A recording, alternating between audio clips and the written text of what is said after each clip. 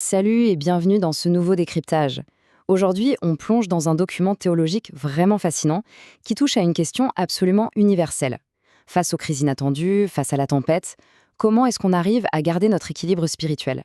Quand on observe les visages de ces personnes, là, sous nos yeux, ces gens qui s'agrippent les uns aux autres face aux épreuves ou qui traversent de profonds bouleversements, la question de l'engagement prend tout son sens. Ce qu'on va découvrir ensemble, c'est que cette doctrine offre une perspective super structurée sur la façon dont la foi et la résilience humaine s'entrelacent dans nos moments de plus grande vulnérabilité. Alors voici notre plan de vol pour aujourd'hui. On va passer par 6 grandes étapes. L'engagement en temps de crise, les raisons de l'épreuve, le grand obstacle qui est l'ego, comment vaincre la chair, les motivations et objectifs, pour finir sur le modèle de l'Église. C'est une progression super intéressante en fait, parce qu'on part d'une lutte humaine purement abstraite pour arriver à des applications extrêmement concrètes sur le terrain. Allez, on attaque tout de suite avec notre première partie, l'engagement en temps de crise et la nature de l'épreuve. Ce qui saute aux yeux dans cette doctrine, c'est qu'elle ne voit pas du tout les crises comme de simples tragédies dues au hasard. Pas du tout. En fait, elles sont présentées comme le terrain d'entraînement ultime pour tester notre détermination et forger notre caractère.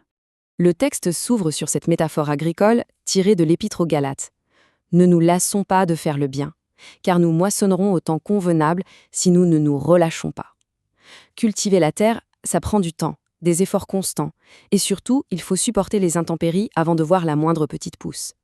C'est exactement cette image très parlante que la doctrine utilise pour promettre une récompense future. Mais attention, il y a une condition absolue. Ne jamais, au grand jamais, baisser les bras, même quand on est sous une pluie battante et que tout semble désespéré. Et regardez bien les mots utilisés ici pour définir l'engagement, ils sont d'une force incroyable. On parle de résister avec fermeté et sérénité à la tentation de trahir, de démissionner ou de fuir en temps de crise. Ça illustre parfaitement, n'est-ce pas, la fragilité de notre nature humaine. Sous la pression, notre instinct primaire de survie nous pousse souvent à fuir ou à protéger nos propres intérêts, parfois même au détriment des autres. Ce texte, lui, exige une maîtrise totale de ces réflexes de préservation. Ce n'est vraiment pas rien. On passe à la section 2. Les raisons de l'épreuve. Pourquoi est-ce que Dieu teste la foi? C'est la grande question qu'on se pose tous, pas vrai? Quelle est la justification théologique profonde derrière toute cette souffrance que vivent tant de gens à travers le monde? D'après notre document, l'objectif est limpide et se divise en 2 étapes. Premièrement, c'est l'occasion pour le divin de révéler sa fidélité, et ce, pile au moment où tout le reste du monde semble nous abandonner. Deuxièmement, c'est un mécanisme conçu pour faire grandir notre foi. Voyez l'idée du bras musclé qui soulève un poids? Eh bien, l'auteur voit la croyance exactement comme ça, comme un muscle. Plus le fardeau de l'épreuve est lourd à porter pour quelqu'un, plus sa foi est exercée, étirée et finalement renforcée par cette énorme résistance. Et là, le contraste est vraiment saisissant. Juste après cette exigence presque stoïque de tenir bon dans la souffrance, on trouve ce réconfort tiré d'Ésaïe. Ne crains rien, car je suis avec toi, ne promène pas des regards inquiets. Quand on voit ces personnes, ces visages vulnérables et anxieux en pleine tourmente, le document vient poser la promesse d'une présence protectrice imposante. C'est une vraie stratégie verbale pour apaiser cette angoisse profondément humaine. Ça vient nous assurer que non, personne n'est vraiment seul face au désastre. Ce qui nous amène tout naturellement à notre 3e point, le grand obstacle, ou l'ennemi intérieur. Parce que bon, toute bonne philosophie de vie un peu exigeante a besoin d'un antagoniste de taille, n'est-ce pas? Et ici, surprise, ce n'est pas une force extérieure. Imaginez quelqu'un recroquevillé sous le poids de l'anxiété et de ses propres envies. C'est ce que le texte appelle le vieil homme. C'est l'ego, la chair, toutes ces petites attitudes toxiques et centrées sur soi-même. Et de l'autre côté de la balance, on a l'idéal à atteindre, l'engagement spirituel, un état de dévouement pur, de foi et de service désintéressé. C'est littéralement l'illustration du combat intemporel qu'on mène tous, nos pulsions égoïstes d'un côté et la dévotion totale à un principe supérieur de l'autre. On enchaîne avec la section 4, vaincre la chair, ou la solution biblique. Maintenant qu'on a clairement identifié que l'ennemi se trouve au cœur même de l'humain, comment est-ce qu'on résout ce fameux conflit intérieur? Eh bien, le texte pose la question sans aucun détour. Comment éliminer l'ego, la chair ou le vieil homme? C'est ce qu'on appelle une vraie question rhétorique tranchante. Elle est formulée exprès pour nous confronter psychologiquement, pour piquer notre curiosité et préparer le terrain à une méthode qui est, vous allez le voir, totalement implacable et sans aucun compromis.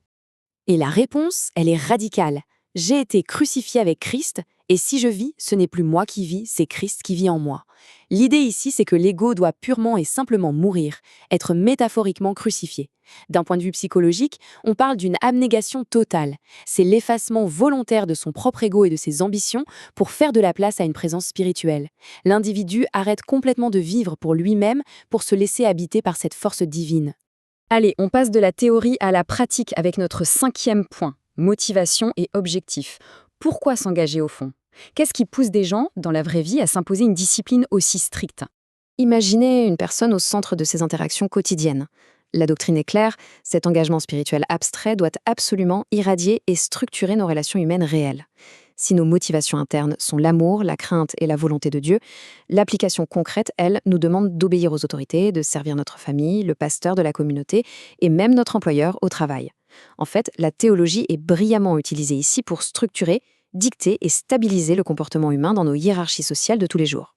Et ça nous mène tout droit à notre dernier grand concept, la section 6, le modèle de l'Église. C'est l'application pratique, physique de tous ces principes qu'on vient de voir. Parce que oui, tout ce travail spirituel interne, il finit forcément par se vivre en collectif. Le document décrit ce modèle de la maison comme une vraie liste de contrôle. Prière et jeûne, prédication, recherche de miracles, soins des âmes et la gestion des dîmes et des offrandes.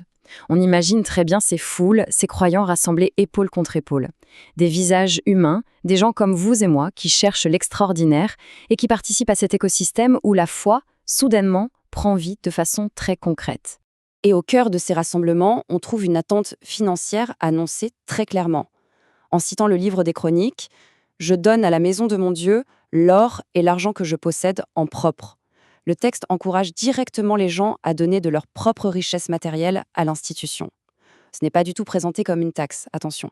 C'est perçu comme la preuve ultime, tangible et totalement volontaire de ce détachement du monde matériel dont on parlait tout à l'heure. Mais le vrai coup de génie derrière cette mécanique, c'est la promesse théologique qui l'accompagne. Et elle est puissante.